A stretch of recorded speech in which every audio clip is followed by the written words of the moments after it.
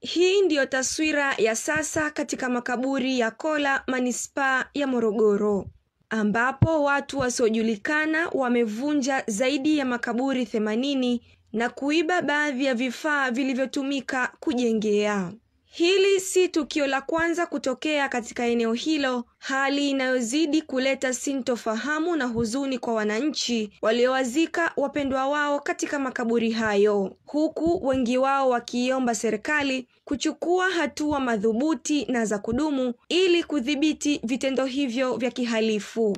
Ila sasa kimejitokeza kitu kama hiki cha wizi ambao hii na nini mikanda ambazo hizi skips. Mwanzo walikuwa wanaiba misalaba, naona sasa washaimaliza.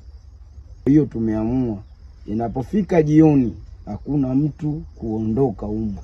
Kwa hiyo swala kama hilo tumejiamua, hamna anotulipa, hamna anofanya nini. Kweli tumekulupusana nao na kweli saizi wamefika wenyewe askari wamevichukua hivyo vifaa ambavyo tumewakuta navyo. Zoezi hilo kuepo. Napoongea mimi katika wanokuja huko hata mimi mwenyewe na mzaa hao vijana. Mimi mwenyewe na mzaa kwa sababu wanaanzia kwenye 2000 wanavyoonekana katika sikuturu wakimbiza na kuacha vitu vyao. Mwanzo walikuwa gana wanaiba misalaba ya chuma, ila kwa sasa hivi wanaiba chuma za makaburi. Kila siku tunavyowafukuza wanakuwa wengi, hatuwezi kuwakamata, wanakimbia. Na watu wanaokuja kuiba huku ni watoto. Lengo lao wanaiba vichuma tu, waharibu mazingira ya makaburi na kubomoa. Kwa serikali tunaomba itusaidie. Akizungumzia tukio hilo, Ndimile Kilatu kutoka ofisi ya mkurugenzi wa manispaa ya Morogoro ameeleza tayari operation maalum zimeanzishwa hususan nyakati za usiku kwa lengo la kudhibiti na kumaliza vitendo hivyo vya uvunjwaji wa makaburi. Tulipokea taarifa za wizi wa baadhi ya miundombinu ya makaburi, hasa zile aluminium zile zinazoshika tiles.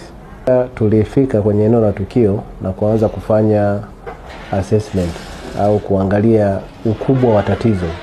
Tulikuta makaburi kwa 85 yalikuwa yameshaibiwa hizo aluminium.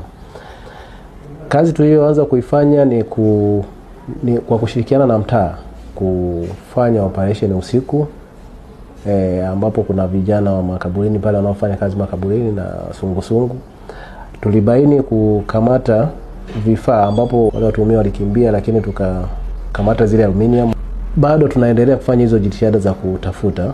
Tukaendelea kutafuta kwa wale wanaonunua vyuma chakavu, lakini hatujaweza kuzibaini mpaka sasa hivi. Wito wangu kwa jamii ni kwamba inatakiwa itambue kwamba makaburi ni nyumba za jumuiya kama zilivyo nyumba zingine za jumuiya. Kila kaya inaihusu na kila mtaa na kila raia anahusika na makaburi kwa namna moja ama nyingine. Kwa hiyo ni wajibu wetu kuyalinda makaburi yale kwa nguvu zetu zote. Endapo utahisi au utaona au utasikia kwamba kuna mtu fulani anafanya uharibifu kule, ni vizuri ukatutaarifu, ambapo tutachukua hatua za kisheria. Pia wanaojihusisha na vyuma chakavu, hakikisheni hamnunui vitu ambavyo hamna uhakika na vilikotoka, kwa sababu tunafanya operation hiyo pia. Tukikuta umenunua hivyo vitu, nadhani utatupeleka kwa yule aliyekuletea na wewe utakuwa kwenye matatizo pia. Kutoka mkoani Morogoro,